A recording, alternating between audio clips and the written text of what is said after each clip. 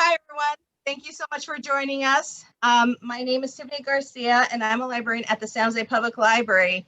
So today we will be going live on streaming on Facebook as well as on Korea TV.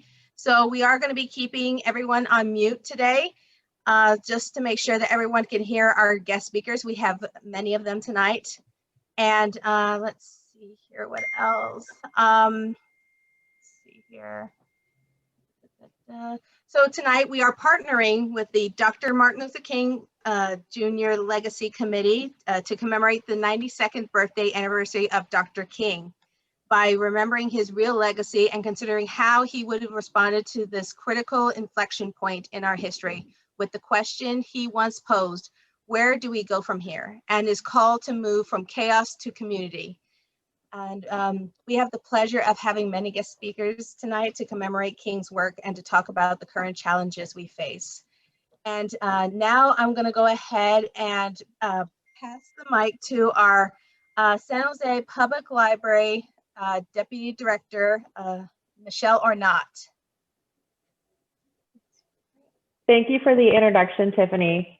Hello, everyone, and welcome, and thank you so much for joining the San Jose Public Library in our first ever virtual program to celebrate Dr. King's birthday and remember his legacy.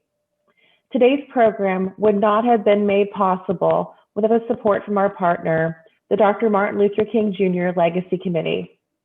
Thank you for being part of this program and for organizing such an amazing group of community leaders to speak to this evening.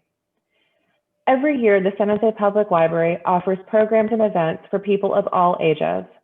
Whether they are discussions for adults or creative programs for children, we provide these interactive opportunities because we understand the important contributions Dr. King has made to the American Civil Rights Movement and to our history. Today, the teachings of Dr. King hold true more than ever. Our staff works diligently to help inform and educate the public by providing not only programs and events, but also an extensive collection of both physical and digital materials related to Dr. King's life, activism, teachings, and achievements. Currently, we have more than 830 items and over 250 unique titles for all ages across all platforms. At the beginning of 2020, the library formed its first racial equity group. Part of the mission and purpose of this group is to create an environment that is welcoming and inclusive for all individuals, that brings people together, builds communities, and enriches lives. As your public library, we stand with all people, regardless of color, background, and immigration status, and we invite our communities to utilize our services, join us in deepening our understanding of racism and systemic inequity, and reflect on the ways in which we can each contribute towards creating a more just and equal community. Now, please join me in welcoming Dr. Sharat G. Lin, co-chair of the Dr. Martin Luther King Jr. Legacy Committee and San Jose Peace and Justice Center and Human Agenda.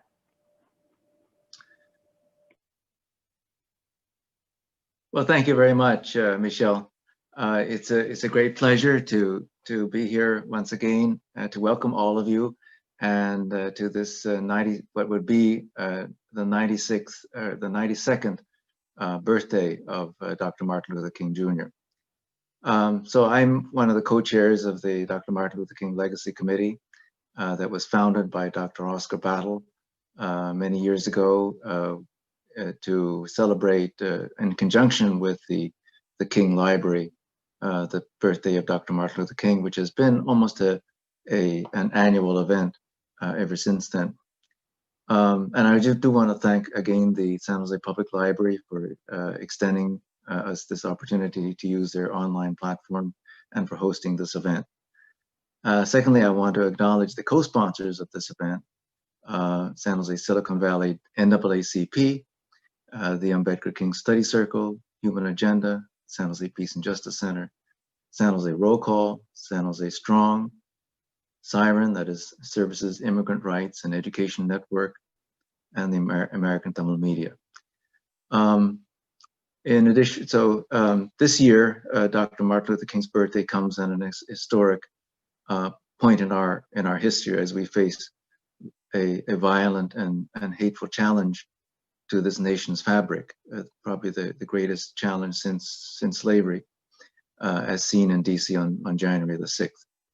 And this comes just 4 years after Barack Obama, the first Black president, completed his second term.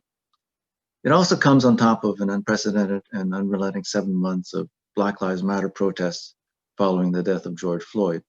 All of this in the midst of an unprecedented pandemic that has really not only hit our economy, but exploded inequality in this country, with the poor getting poorer and the rich having this surge in income, which was really surprising.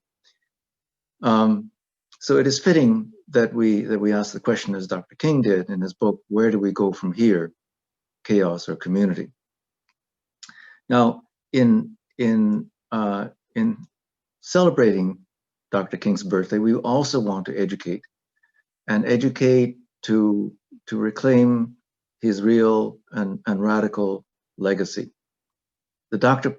King that is portrayed at by the National Park Service at the King National Historical Park in Atlanta, for example, or in school books, is largely a whitewashed Dr. King, a king of I have a dream and a king of nonviolence. Of course, he was both. He did have a dream, and he was absolutely committed to nonviolence.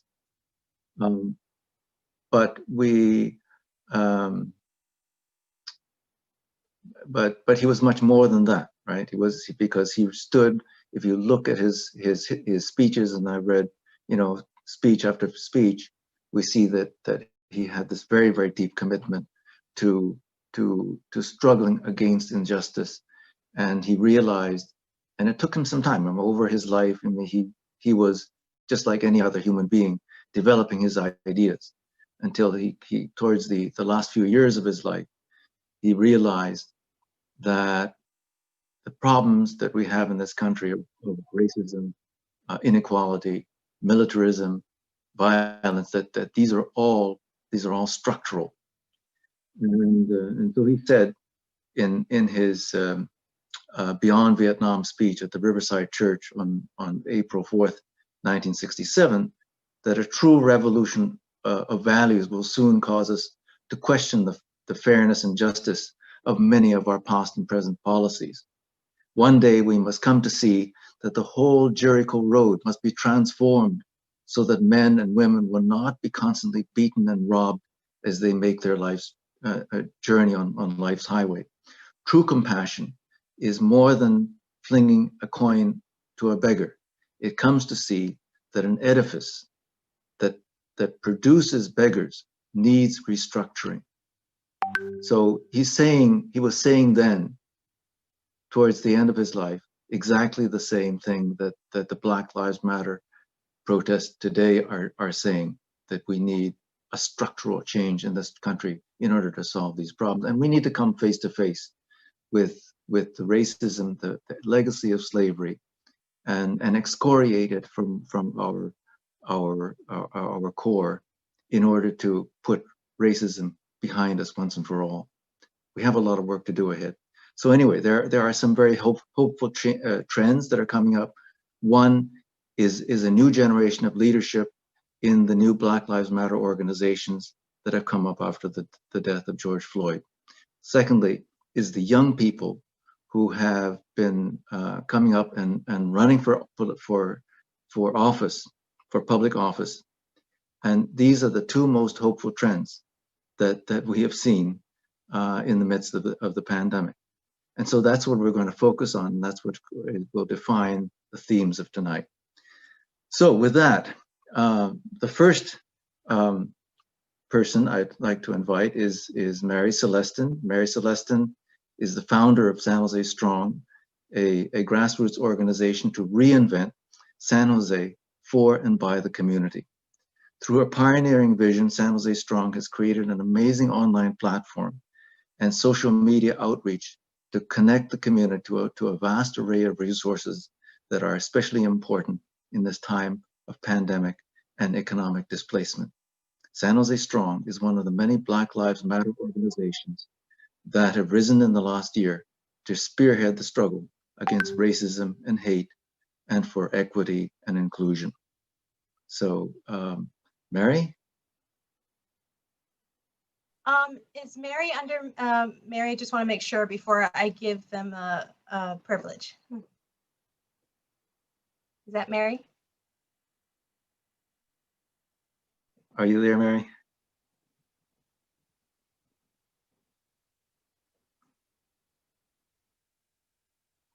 I'm not seeing her. Is she here? Okay, there she, oh, it's Mary J. Okay. Okay. Okay, it's at replace spotlight. There we go. I see you. I'm going to unmute you now. Sorry about that, Mary. Let's see here. All good. I was like trying to say hello. You can't hear me. I can't see you. Sorry, I apologize. Feel free. Okay. But yes, thank you so much for having me here today. I'm really honored to speak with all of you. A little bit about me. I'm a senior engineering major at Harvey Mudd College, and as was introduced, I'm the founder of San Jose Strong. It's really been an honor to build this organization since the summer and just see the awesome community members come together and make it a reality. I wanted to take this time and to honor this event by reading a spoken word that I wrote in 2018. I've presented it a couple times, so maybe a few people here have heard it before, but I really felt like it rang true in 2020 and wanted to speak that to all of you. So I hope you can enjoy. This spoken word is titled, I Am a Person. I am just a person with ambition, a person with struggle, a person who dreams. And last night I dreamt that I was skating with my friends, coasting, cruising, we swerved in and out of lanes, mind-playing games, but not in our head, in our souls instead, games endless in nature, possibilities rushing past us like leaves in the wind. But my dream took a turn as I swerved too fast, driving past my friends' kaleidoscope vision, my distorted board twisted into the path of fast-moving cars. The people in the cars did not see me as I moved out the way, but they did see my shadow, a shadow stark enough to warrant one slow halt and consequent spit upon the asphalt. Trash I was, and reckless too, just like the rest of them, a dangerous fool. As this man in his car, who knew no more than a shadow of an inkling of my being, belittled me, seeing the situation, another man situated himself into the conversation. Stop this, he exclaimed. She knows not what she does. Her circumstance instills ignorance, plus she is just a girl. A girl with no tools, you fool, you know not what you do, for projecting her smart enough to repel the repugnance of the roughness of her economic status. Back and forth the two bickered, bantering over shadows as the sun began to set, and I stood there bewildered and stoic, cool as the crisp wind upon which I had dreamed but a minute prior, tired, but I dared not sit, sweat beginning to perspire until the two men's aggression grew stark enough to warrant a consequent explosion. Enough, I boomed. I am not a statistic. I am a person with ambition whose wind-covered visions are engineer-tinted. I work every day to better the conditions of those less fortunate through education and infrastructure. I am smart. I am determined. Yes, I am a person with ambition, a person with struggle, who struggled to skate for years before I received the board I ride today, a board my grandma gifted me for my 13th birthday. A grandma for which I have an alarm that rings every Sunday night telling me to call, despite the fact between us lies a wall, for she's been dead these 4 years, dead from a condition we call cancer that in addition afflicted my mother when I was 11. Now I know how to expect the worst, for it was the Great Recession, and I knew that if stocks could change in a day, so could one's fortune. I am not a dangerous fool, nor a girl with no tools. I am just a person with ambition, a person with struggle, a person who dreams. I am not a statistic, for poor is not synonymous with Black, and just because my conditions do not match your expectations, it doesn't mean my personhood should lack visibility in your eyes. I am sorry you're so deprived of the beautiful diversity in this world, for if I am just a person with dreams, struggles, and ambitions, I find it hard not to assume, let alone not presume, that everyone is a person like me and you, with dreams, struggles, and ambitions too. With that, I picked up my board and I skated into the distant. Persistent to leave those men behind, heaven sent, I refound my friends, and we resumed our skating. Coasting, cruising, we swerved in and out of lanes, mind-playing games, but not in our head, in our souls instead. Games endless in nature, possibilities rushing past us like leaves in the wind. Thank you. I think that's my time. Thank you so much, Mary. That's beautiful. That's really beautiful.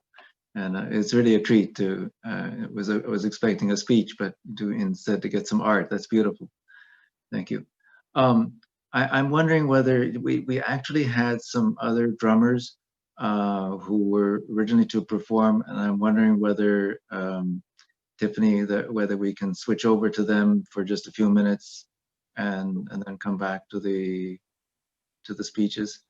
We can certainly try. I don't know if we'll have success because of the situation we had. Unfortunately, it wasn't working properly. But what is the drummer's name?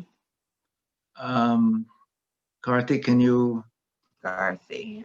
Can you let them in? I don't know who needs to be unmuted. Yeah. The username I need to know. Yeah. I asked them to unmute. Okay. So Mani, இப்போ நீங்க unmute பண்ணிக்கலாம். Oh, here we go.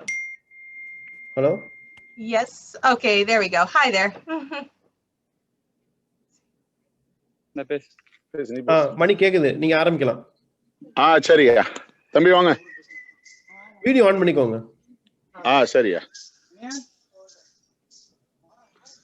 So this is this is a sort of an Indian drum which is traditionally played in the ஆரம்பிச்சு.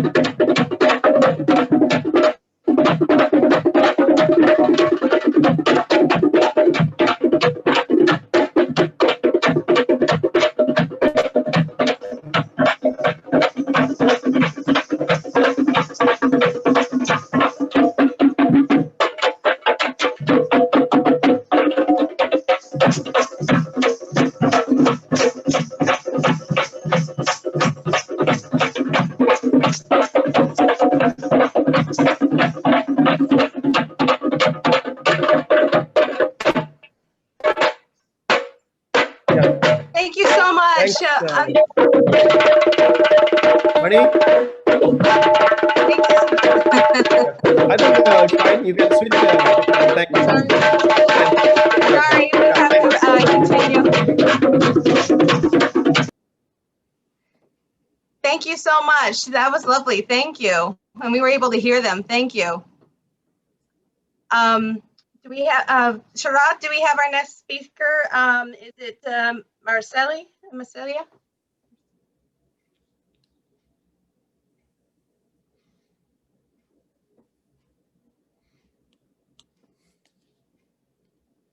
Hi, Marcelia? Hi, yes, Maricela. Yes, hi Yes. there. Sorry, I didn't catch that. That's okay. All right. Well, good evening, everyone. Thank you for, are you going to introduce me or should I just start?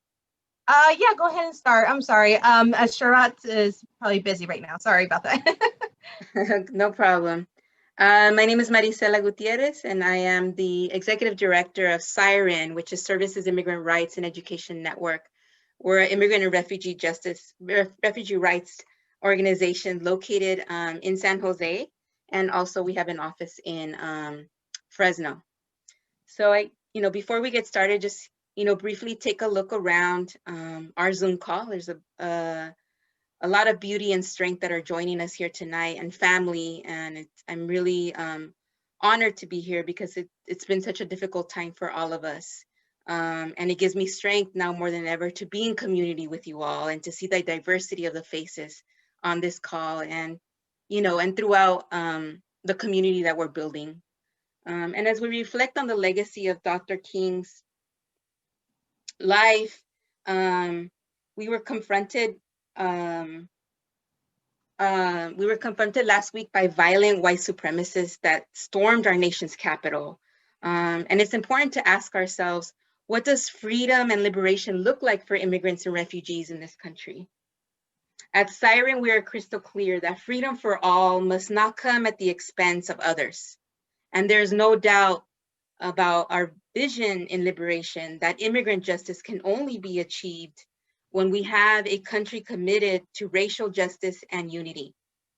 Our liberation will require us to center Blackness and to fervently fight against anti-Blackness. This means standing in support and in solidarity with our Black brothers and sisters in the fight for liberation as they continue to pave the way for a better future for all of us. This will require us to come together unapologetically to confront and dismantle white supremacy. How will we do this?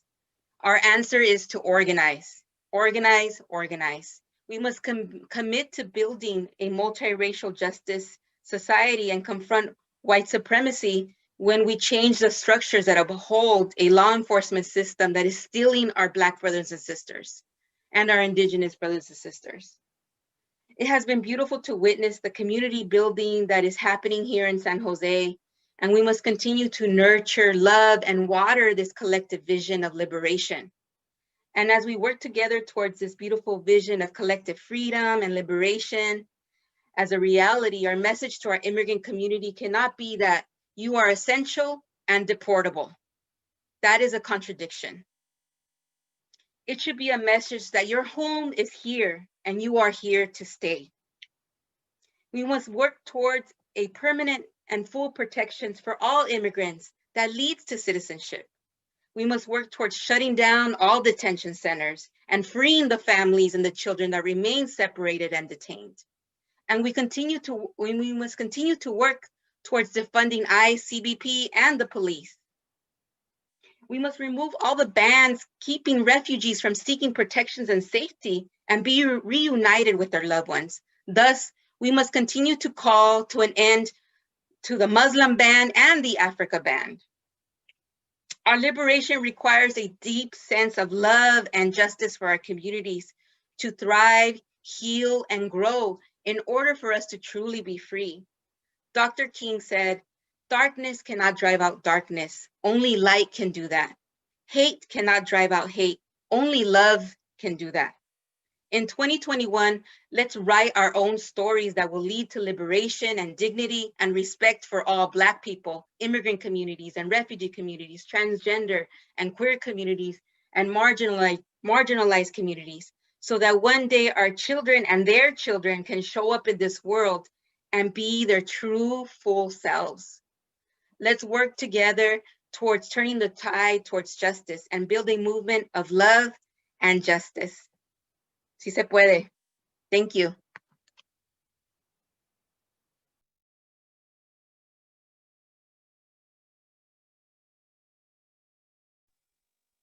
Yeah, so thank you very much, Maricela.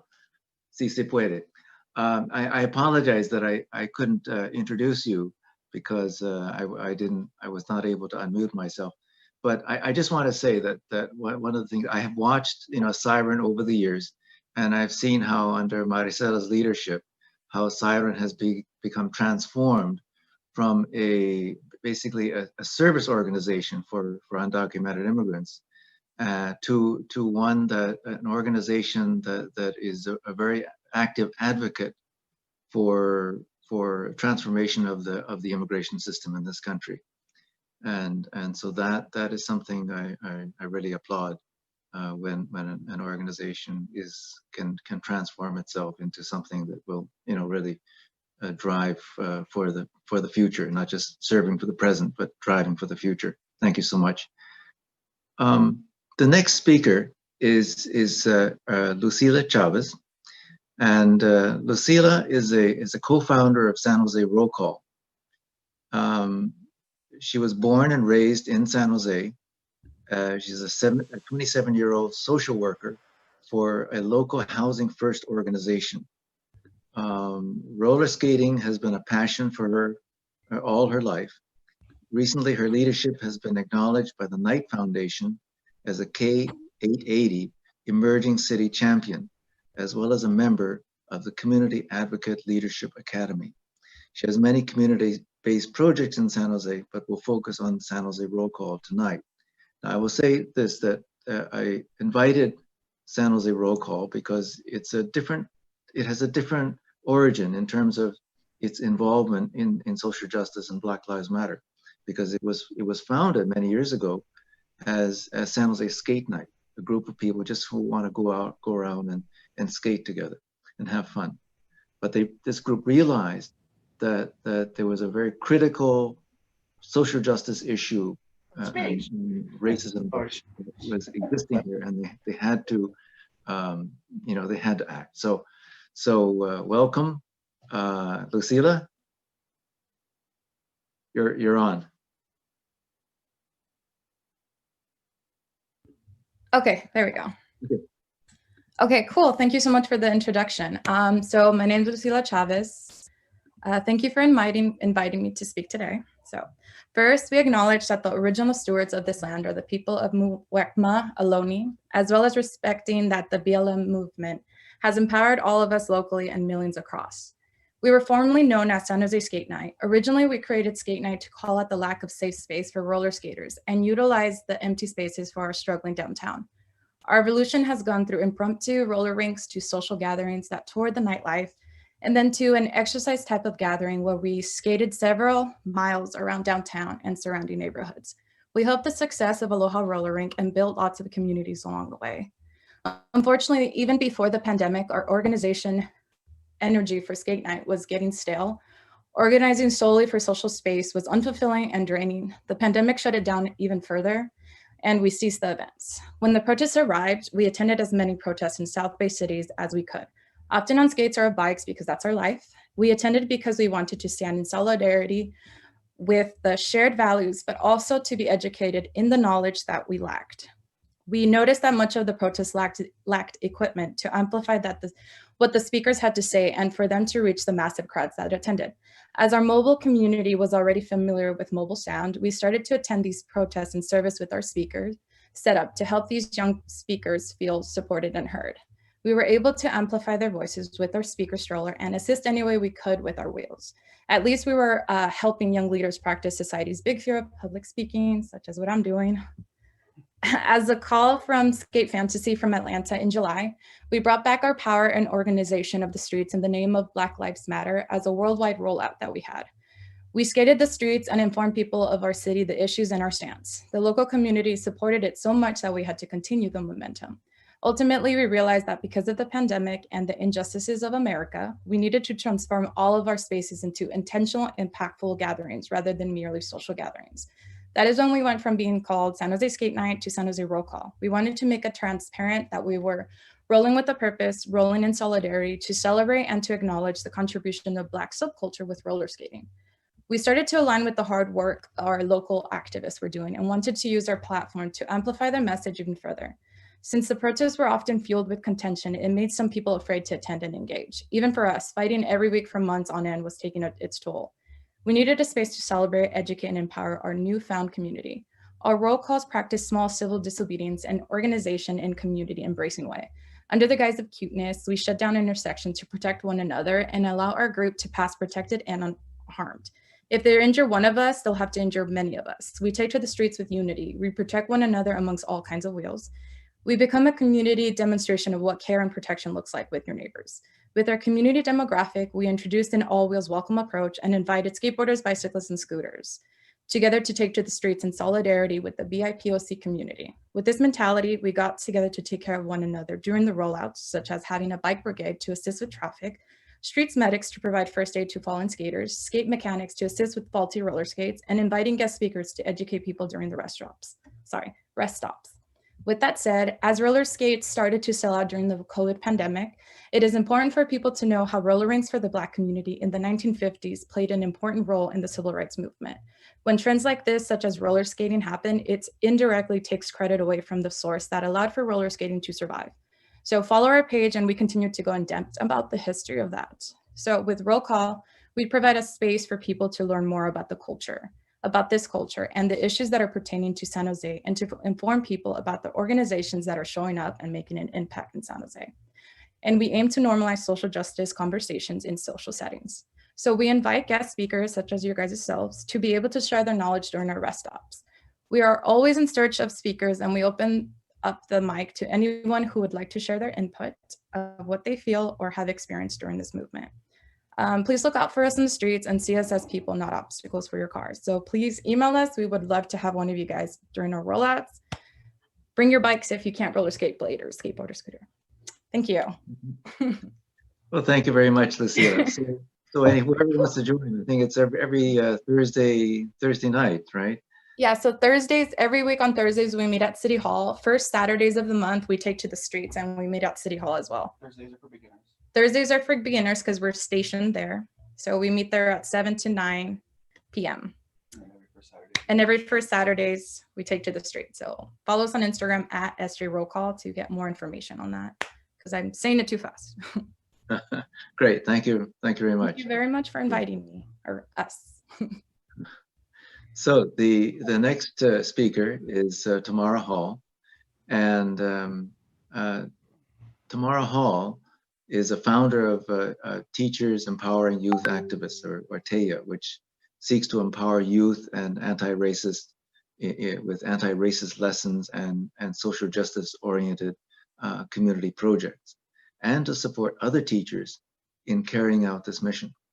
Tamara is a special education teacher in the San Jose Unified School District and ran in last November's election for the San Jose Unified School District Board. And I met her at numerous Black Lives Matter protests over the summer, and realized that she was one of a number of very promising young people who were of color, who were running for office, and really represent a tremendous hope for transforming power, at least locally. And that's where we have to start, is taking power locally. So Tamara, are you there? Yes, can you hear me? Yes, we can. Hi, thank you so much, Sharat, for that introduction. And I am so happy to be here, so inspired, and I'm just really excited to hear from all the different people and the representation here in San Jose. And as was mentioned earlier, Martin Luther King Jr. Was definitely a person who believed in the civil disobedience, also in Black power, and in the economic and racial justice of Black people. So as an educator myself, as a special education teacher, and as an equity leader at Dartmouth Middle School here in San Jose, that's something that really has been at the forefront of my life. And in order for us to really be comfortable in the future that will come before us, we really have to think about what are we doing for the young minds of today? How are we preparing them to lead the future of our nation, of the world, right? So that is something that led me and my colleagues and other community members to form TEA, Teachers Empowering Youth Activists. That's something that has led me to be a special education teacher and really support the most vulnerable students and support the most vulnerable families and empower them to be change makers in their community. And as a person who ran for office, that's another thing that I believe Dr. Martin Luther King Jr. would have did actually advocate for Black people taking up key positions of power and advocating for the prosperity of the Black community, right? And I think that's something he said in 1967. The theme of our event here is his book, Where Do We Go From Here? Chaos or Community, right? So that is something that he said then, and I think it rings true still today, that as Maricela mentioned, we need to center Black people and Black lives. San Jose Strong does that. There's lots of organizations that are doing that, that have been doing that for a long time, specifically the NAACP here in the Silicon Valley and African American Community Service Agency. Those are other organizations that people should definitely be aware of, contribute to financially, please, as well as support them in promoting the events that are going on and connecting them to the people in need in the community. I think something that here in Silicon Valley we definitely need to address is the economic disparity, right? So not just address it, calling it out, but address it by advocating for programs, by supporting our unhoused neighbors that are all over San Jose. And Martin Luther King also mentioned this in his book, that we will have to have some federally funded mandated program that will ultimately support our most vulnerable people, the people who are impoverished disproportionately, Black people and Latinx people and people of color. And in order for that to happen, we need the city of San Jose, as well as other people here in the Bay Area, to invest in that, right? To support these people. It's not something that we do because it is something that we are going to reap the benefits of financially. It's something that we do because that is a small price to pay for a valuable future, right? For a future that that values dignity, that values kindness, and it's something that we can start today. And if we were to support these things in San Jose, support these decision-making processes that allow for funding for the elimination of inequity financially in the communities of color, as well as bring and elevating people who are working multiple jobs and some people who are living in their cars. I think that's something we definitely need to push for. And we need to model that decision-making for the young people. And as a teacher, my students are concerned and they're scared. Some of them don't understand what's going on in light of what happened at the Capitol a week ago. And in addition to the Black Lives Matter protests and the constant police brutality to the Black community and Black people, to the suppression of Black triumph, right, over the oppressive and system that we've had to endure. So that's something that definitely we need to put our time, our money, and our power into. So as a member of TEA, as a member of San Jose Strong, as a member of the San Jose Unified Equity Coalition, I urge you all to get mobilized and support these community organizations that will eliminate the inequities here in San Jose. In honor of Dr. Martin Luther King, I think those of you who have been educating yourselves and reflecting within, you need to start doing the work. And that's something that a lot of people have been doing for many, many years, and we need to balance out that work. And it can't be only on the shoulders of the people of, that are supporting from the Black Power movement and the Civil Rights movement. And it can only be people of color. It has to be people who are aware of the problem today and who can continue to put in the efforts and the money to support the challenges that we're facing, but also to make sure that there is a sustainable system to support communities that are vulnerably and disproportionately harmed. So thank you so much again for having me be here. And I just want to end with, and I know someone mentioned that quote earlier, that in order for us to drive out hate, we have to love, right? And Martin Luther King said as well that love is like the enactment of making sure that we are eradicating injustice and using power to do that, right? We are making sure that we are loving each other so much that we are using our power to eradicate injustice. So please love yourself and love your families and love, all of humankind and love everyone by using and leveraging whatever power you have to eradicate injustice. Thank you. Thank you very much, Tamara. That's beautiful. Yes, love will drive out hate. Our next speaker is Professor Scott Myers-Lipton. Can you hear me? Yes. Hello. Professor Scott Myers-Lipton is a professor in the Department of Sociology at San Jose State University and among the most persistent faculty voices promoting social justice and equity on campus and in the community. Scott is well known for his mentorship of the Poverty Under the Stars, elevating the urgent need to eliminate the causes of poverty and inequality in our society.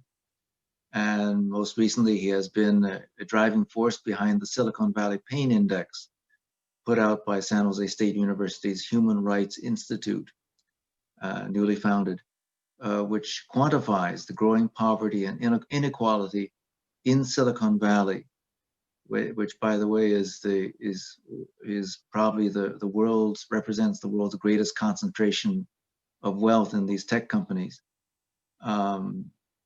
Inequality in Silicon Valley, and demands that the systemic policy changes needed to remedy these issues.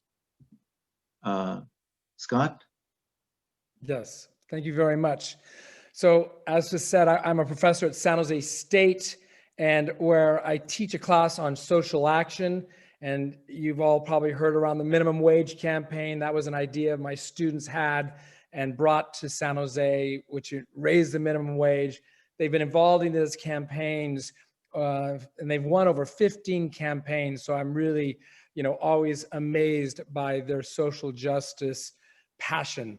I also teach a class on Dr. Martin Luther King Jr. So I'm very committed to King's vision, and I consider myself a Kingian. So Dr. Martin Luther King Jr. would have turned 92 years old today. Much has changed in these United States since he was so violently taken from us in 1968. And as I tell my students, not that long ago, I was 9 years old when that happened, but much remains the same. And while all Americans should be proud of the gains made toward racial justice since the late 1960s, it is painfully clear to see by the January 6 events that happened in the nation's capital that white supremacy still has a powerful hold on many Americans and still is a threat to our democracy. We celebrate Dr. King's birthday each year since his life's work provides the nation and the world a way out of the chaos of white supremacy and toward the beloved community offered by a multi-ethnic, multiracial democracy. But for Dr. King, the beloved community was blocked by racism and economic exploitation, which he saw as interconnected. King stated, quote, "A nation that will keep a people in slavery for 244 years will thingify them and make them things, and therefore they will exploit them and poor people generally economically." For King, racism and economic exploitation were part of the structures of society that were enacted out through various institutions. That is the political, the economic, the educational system, family, criminal justice, and so forth. And they created a pattern, or what he called a curious formula. For King, this curious formula goes back to the writing of the Constitution in 1787, where a Black person was defined as 60% of a human being when determining taxation and representation. According to King, this initial principle led to a curious formula where Blacks received 1/2 the good things in life and 2 times the bad when compared to whites. This curious formula was the reality in 1968 when King was murdered. And sadly, it is the reality today in these United States, and more specifically here in Silicon Valley. And while there are probably not many in Silicon Valley who would support the violent actions taken this past week by white extremist organizations in DC, institutionalized racism still dominates this curious formula still dominates most of our institutions in Santa Clara County. So as was mentioned, I'm the co-author of the Silicon Valley Pain Index. And a few days ago, we released an infographic highlighting the curious formula's consistent pattern. Whatever institution you look at, the curious formula remains. Blacks and other people of color receive 1/2 the good things in life and 2 times the bad. Unfortunately, because of time constraints, it's not possible to show the 9-slide infographic, but you can view it at SV Pain Index or at SJ Spotlight.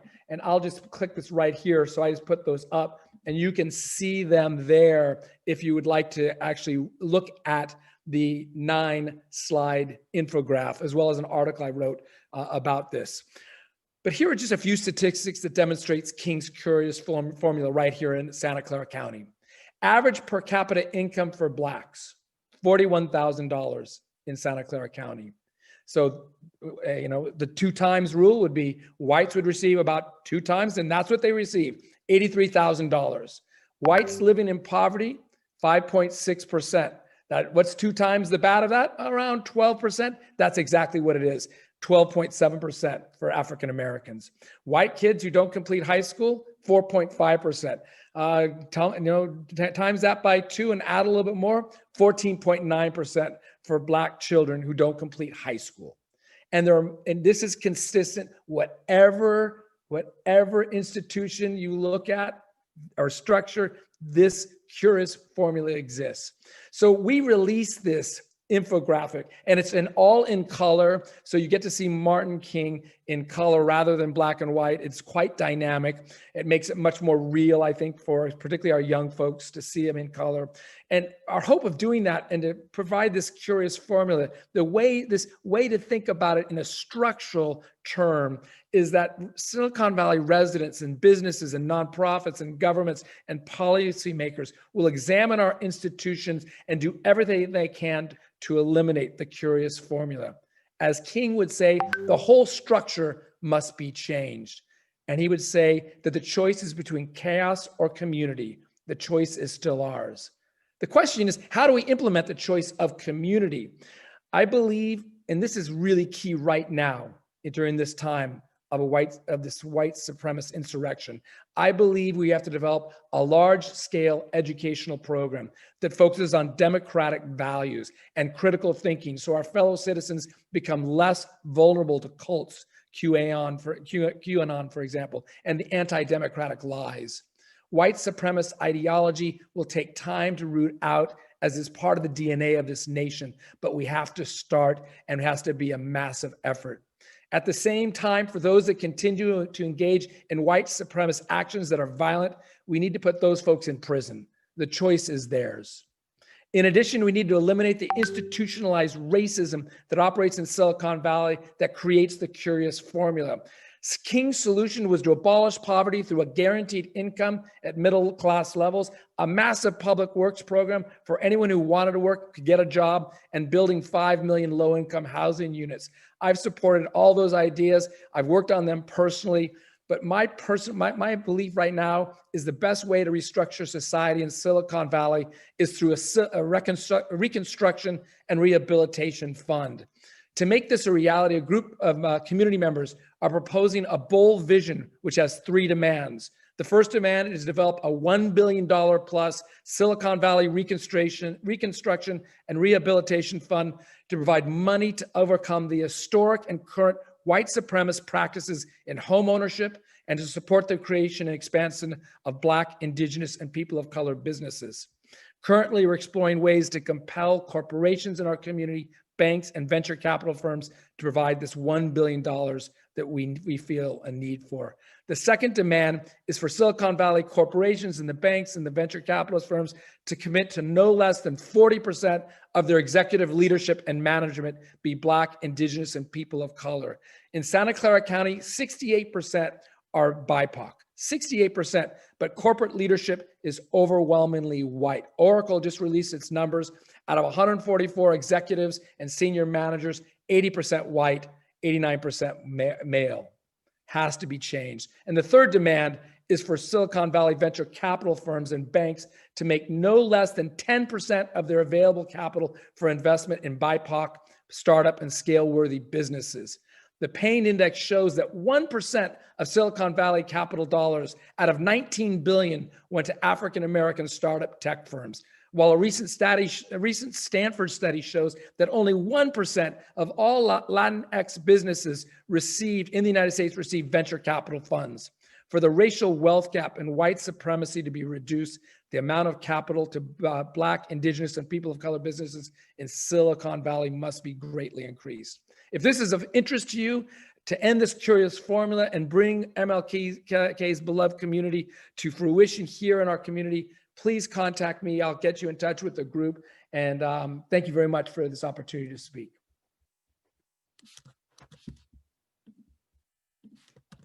Here's my Gmail.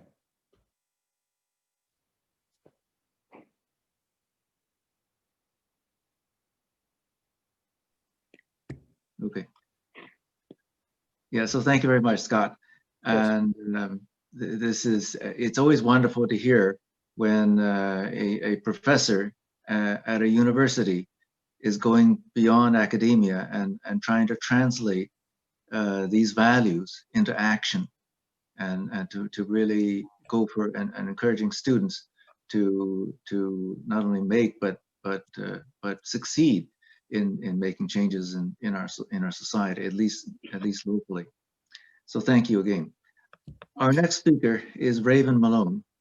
Raven Malone is an electrical engineer, an advocate for social justice, and a community leader. She made it her mission to start real conversations about the lack of equity in our communities. Growing up in the South has taught her just how important work like this is. As she says, she won't stop until it is normalized to see Black people in positions of power and politics. And indeed, she's one of them because she has ran for the Palo Alto City Council and came very close to winning. And I met her in a number of Black Lives Matter protests.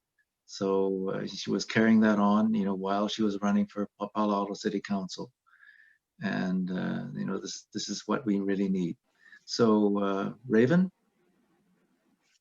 Thank you so much. Thank you. Well, first, thank you for having me at this event and allowing me to speak. Thank you, Sharad, for that introduction. So the event that happened at the Capitol last week, I guess we could start there. It only highlighted what we already knew about our country, right? We have an issue when it comes to white supremacy, and the issue is that it still exists and that we're still having to fight against it. And Martin Luther King Jr. fought against it. Angela Davis, I mean, she's right next door in Oakland. And John Lewis, and I mean, the list goes on and on of all these people who fought and protested, and yet we're still having that fight today. And I think that that's something that we really need to talk about, and that's something that people need to discuss more. Why are we still dealing with white supremacy? Why are we still dealing with police brutality? I was actually watching a movie based on the Stanford Prison Project. It's on Amazon Prime. I highly suggest everyone go and watch it. And it just kind of shows how people who are placed in positions of power and they don't have any repercussions, or there's nothing happens if they disobey the law, if they break rules. And that's what we see every day when it comes to our police, especially when it comes at the hands of Black people. I mean, we can't do anything without, for instance, Breonna Taylor.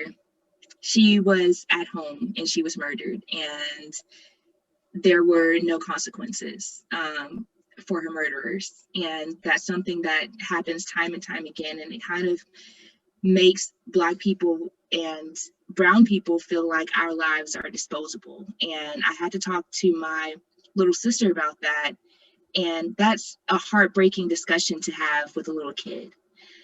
So we need to hold people accountable, especially our local politicians. I highly encourage anyone who's interested in office to run, especially, you know, city council. They have a lot more power than people think, especially when it comes to our police department. And I mean, qualified immunity, we need to get rid of that. There's just so much work that needs to be done, but we can start by uplifting and encouraging greatness within our own communities, looking at other activists and leaders for social justice encouraged me a lot to get involved. I'm really happy that I did. I want every person of color to feel like they can also be a leader or a part of the social justice movement, or a CEO, or a doctor, or run for politics. I recently changed insurance companies and I had to find a new doctor. And I was so disappointed in how long it took me to find a Black doctor in the Bay Area. And I want to know why that is. And not only me, I want more white people to ask why that is. I want more white people who are going into white spaces to ask why people of color aren't also in that room. And until that starts happening, not a lot can happen. I mean, we can't fix a system that we didn't create. And the system's broken. Everyone knows that it's broken. But it's really up to the people who are benefiting from the system the most, the white people who are benefiting from white privilege and things like that, to say, hey, what's going on here? Why aren't there more Black people on our boards when it comes to Fortune 500 companies? And when it comes to, I mean, even housing and looking at homelessness and looking at zoning, there's racial disparity on every level of our community, and we're not doing enough to fix it. The people who can fix it aren't doing enough to fix it.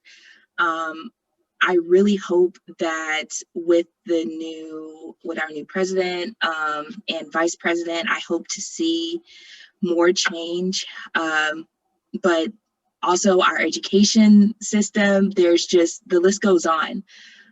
We need to stop whitewashing Black history. We need to talk more about things like the massacres that Black people dealt with, the MOVE bombing, a Seneca village.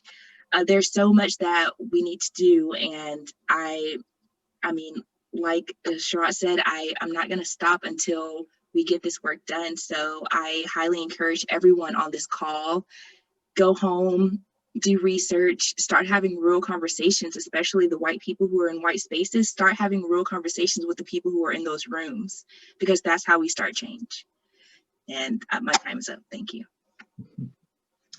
Thank you very much, Raven. Yes, it's as has been said in the, so many times in the Black Lives Matter protest, that we need to have these difficult conversations as a nation in order to overcome this legacy of racism. It's so deep-seated, but we need to have them. So thank you very much. Our next speaker is Selvaraj, and Selvaraj is a member of the executive committee of the Ambedkar King Study Circle. And recent campaigns he was involved in are the California Proposition 16 affirmative action, and the Proposition 22. Which was to roll back labor rights for app-based drivers.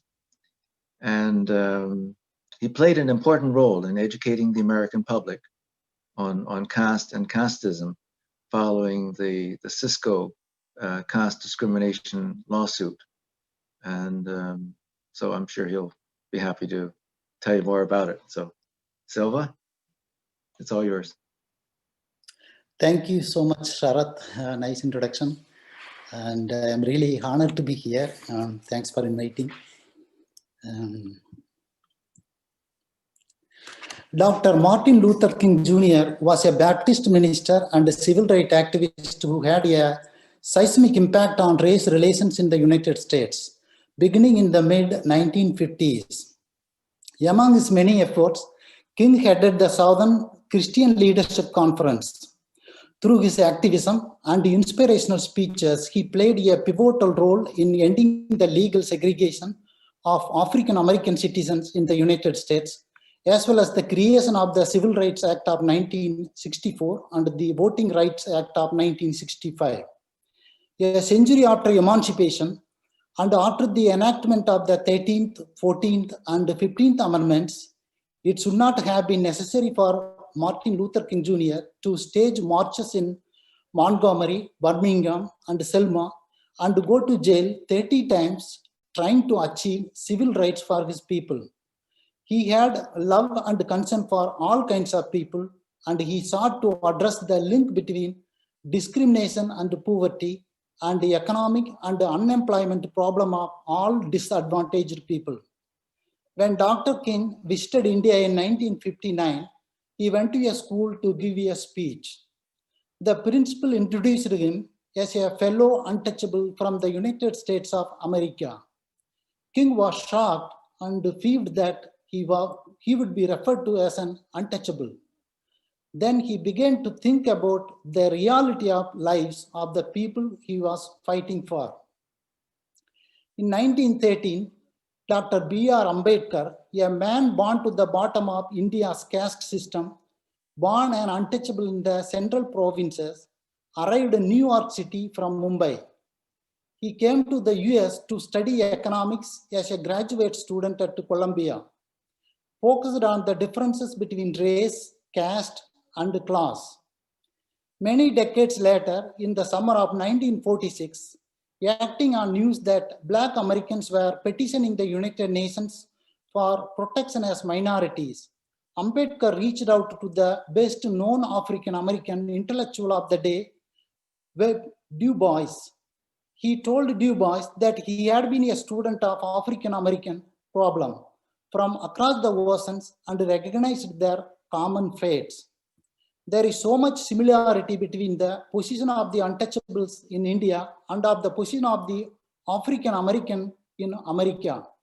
Ambedkar wrote to Du Bois that the study of the latter is not only natural but necessary.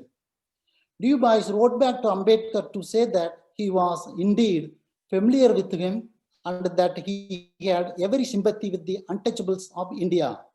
It had been Du Bois who seemed to have spoken for the marginalized in both countries as he identified the double consciousness of their existence.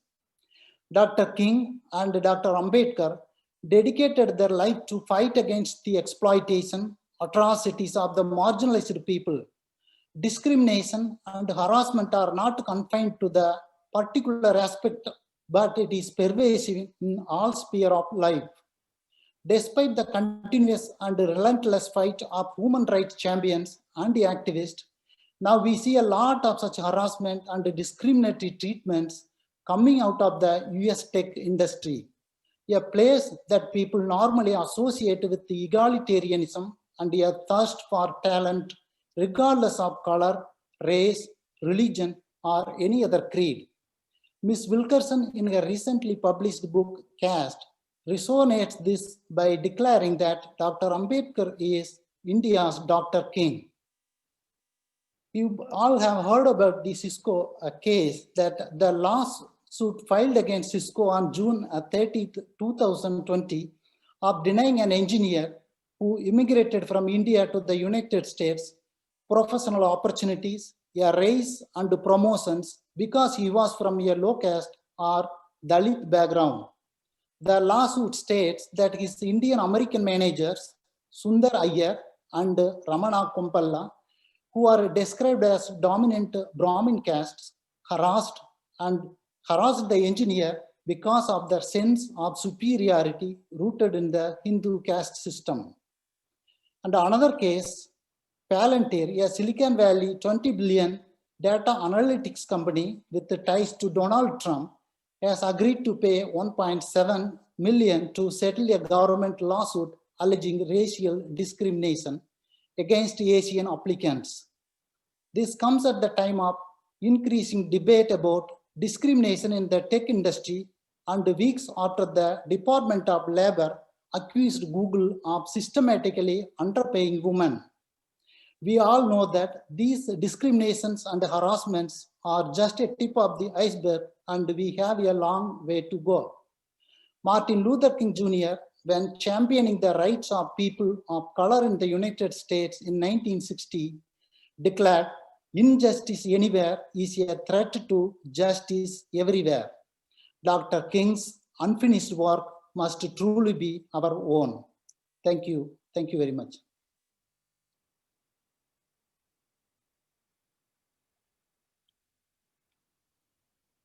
Thank you very much, Selva. Thank you very much. Yeah, so this is another area of emerging discrimination. Cost has come to the United States, and it's something that we must face, just as we do discrimination and underprivilege among Black and Brown people. Our next speaker is Reverend Jethro Moore. So Reverend Jethro Moore currently serves as president of the San Jose Silicon Valley NAACP. He is a commissioner on POST, which stands for Peace Officer Standards and Training of the state of California. He's on the Juvenile Justice Commission of Santa Clara County. And he was on the 2020 Census Count Steering Committee and a Valley Water Environmental and Water Resources Committee Vice Chair. He's an active member of Eta Sigma Lambda Alpha Phi Alpha Fraternity Incorporated, past co-chair and co-founder of the Black Leadership Kitchen Cabinet, and member of American Leadership Forum 28. So with that, Jethro, are you there? Yes, I'm here. Good evening, everyone. How's everyone doing? We have survived the chaos. And when we say chaos to community, we have seen chaos. We have witnessed chaos. And now we must demonstrate to them what community is. I want to first off thank everyone that spoke up tonight. And I might go in reverse order, but Raven, we look forward to you running again for city council in Palo Alto, and we do have our eyes on Palo Alto and some of the racist incidents that have happened here recently. Even still, we want to make sure that Palo Alto understands we are watching, and we have expectations for Stanford University to take Dr. King's papers out of a trailer and actually put them in a sophisticated building that should rightfully house them. Just so, as a Palo Alto project, let's get that going and make sure Stanford puts King's papers in a place of respectability in a building and instead of trailers. To Tamara Hall, I just want to thank you and for your efforts in running in the San Jose Unified School District. And we will be on San Jose's Unified School District because they don't want to seem to take police off of campus. So we must get someone in there that understands when people of color say we want something, we're going to get it. And those people that are serving on that board now, let's serve notice to them now that we're coming for them. To Siren, my brothers and sisters in Siren, and you know, I'm not an expert in immigration, but it is so important. And I think one of the first things we need to be talking about in the first 100 days is reuniting all those 500 and some kids who are still separated from their families by the past administration must be a priority, because it takes us back to our sad but so true slave history in this country. For everybody, and for the drummers who came from India, that was something else. And then when we come together like this in the Spirit of King is talking about unity and diversity and bringing everybody back together. And I want to let everyone know that when they say that King would not have approved of Black Lives Matter, or they try to give you that speech, King said, "We will be marching for these and dozen other names and attending rallies without end unless there's a significant and profound change in American life and policy. That's what King said. So King would not tell you not to march. He would not tell you not to do what you do. He would say, keep going and keep on going, because my dream, they've turned into a nightmare, and I need you to take it to the next place. He says, we can't solve our problems unless there is a radical redistribution of income and political power. And that's what this young generation that's here with me today must pick up and understand. That is the goal for tomorrow, to hold them accountable, to make sure that they push. And as we, and my age, it gets kind of rough sometimes, right? America, he said, has been something of a schizophrenic personality, tragically dividing it against herself. So, young people, you guys have to unite us. You have to bring us back. A nation that continues year after year to spend more money on military defense or police budgets than on programs of social uplift was approaching a spiritual death. I pronounce to you today, America is spiritually dead. And as we see right now, the churches are struggling within themselves in Christianity, in which my faith is, fighting amongst themselves about what has happened. So, everyone, there's much to do. America's original sin must be dealt with. That sin of slavery and the mistreatment of indigenous people. It must be dealt with. And someone said, where, as the state of California, can we begin to deal with it? I don't think it's such a radical view, but it is a view that I think one that we can start with is Father Juniper Cicero, who sits in the House in DC, in the House of Honor. I believe it's time that we offer him up and remove him and move him to the Catholic Museum, which is there in DC. I think they should lead by saying that one way we can make recompense and understanding of what went wrong is to move him gracefully to the Catholic Museum. And some might say, why would that be so hard? Let's just use as an example. Stanford University has removed Juniper Cicero off of the campus in 2018. As a matter of fact, if you go down there, there's no longer a Sierra Way, because Stanford recognized the history of what he represented. Not trying to judge the man. I'm just saying, how do we start? How do we start? It's all of us here supporting HR 40 and doing what we can to make sure that bill can get spread or done in this city, in this county, in this state, and across this nation. Lastly, what we can do right here in San Jose State to be sure that nothing like this ever happens again. We must finish the project that some of the students at San Jose State started some 4 or 5 years ago, in which I was invited to be part of, and I'm honored by a Japanese fellow by the name of Jimmy, as he brought me in. Is what we fail to recognize is San Jose State is the first place right there at the man's gym where the Japanese citizens were interned.